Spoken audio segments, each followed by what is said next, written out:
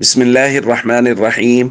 عن أبي سعيد رضي الله تعالى عنه قال قال رسول الله صلى الله تعالى عليه وسلم: ما منكن امرأة تقدم ثلاثة من ولدها إلا كان لها حجابا من النار. رواہ البخاری۔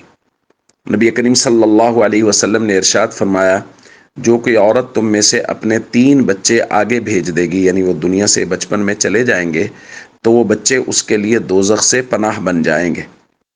قالت امرات وثنتین یا رسول اللہ، ایک صحابیہ نے عرض کیا یا رسول اللہ، جس کے 2 بچے دنیا سے چلے جائیں بچپن میں؟ فرمایا وثنتین، ہاں جس کے 2 چلے جائیں اس کا بھی یہی حکم ہے۔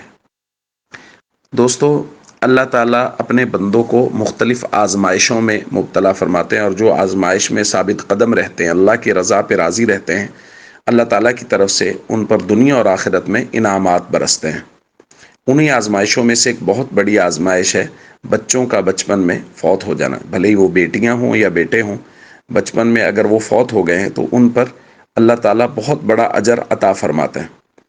آج والی روایت میں 3 بچوں اور بچیوں کا ذکر ہے، یا 2 کا بھی حکم حضور علیہ الصلوۃ والسلام نے فرمایا، جس کے 2 بچے یا بچیاں فوت ہو گئے اس کا بھی یہی حکم ہے۔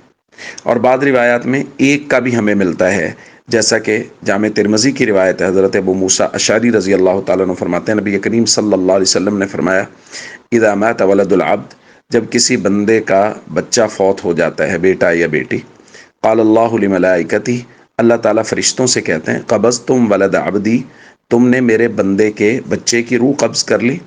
فیقولون، وہ کہتے ہیں نعم، جی ہاں اے اللہ۔ فیقول، اللہ فرماتے ہیں، قبضتم ثمرۃ فؤادی، تم نے اس کے جگر کے ٹکڑے کی روح قبض کر لی؟ وہ کہتے ہیں جی ہے اللہ۔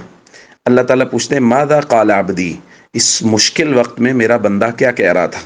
فیقولون، فرشتے کہتے ہیں، حمیدک واسترجع، وہ آپ کی تعریف کر رہا تھا اور انا للہ و انا الیہ راجعون پڑھ رہا تھا۔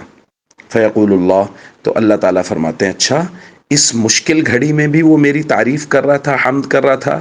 ابنو لعبدی بیتا فی الجنہ وسموہ بیت الحمد، اللہ تعالیٰ فرشتوں سے کہتے ہیں میرے بندے کے لیے جنت میں ایک گھر بناؤ اور اس کا نام رکھو بیت الحمد، کہ اس مشکل وقت میں بھی میرا بندہ میری حمد کر رہا ہے۔